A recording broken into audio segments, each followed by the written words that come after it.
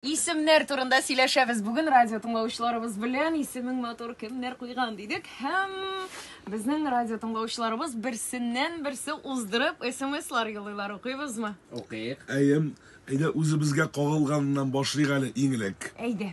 Хәерле иртәнге шәйләр. Илнар үзе бик акыллы күренсә дә, дин буенча нар сүзе рөхсәт ителми бит. Ишеткән бар, яшәйтәләр. Мені балалар бакчасында Илнур дип йөртәләр иде хәтта. Шулаймы? Әйе. Минем мәсәлән классташлар бар янда. Линар мәсәлән Илшат дип үзгәрттеләр исемнәрен. Безнең бер радио тыңлаучыбыз да шулай дип язган. Менә безнең авылда кайсы авыл икәнен әйтеп тормыйм дигән ике егет нарга беткән исемнәрен. Менә мәсәлән Илнар Гомәргә, Линар Исламга алмаштырды. Ул ничек сайлана микән?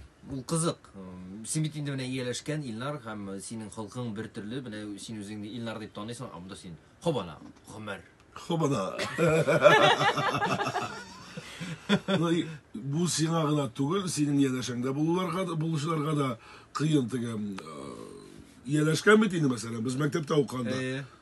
Линар анда. Шул мин Линар түгел, мин Илшат. Мин Майкл.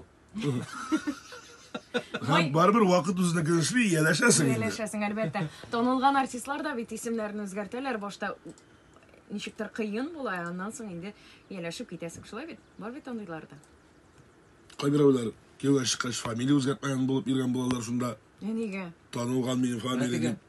Артистлар Анысы дигәндә. үзенең эше инде. Бер радио тыңлаучыбыз язган, теге ике исемле кешеләр турында сөйләшкән иде бит балалар турында.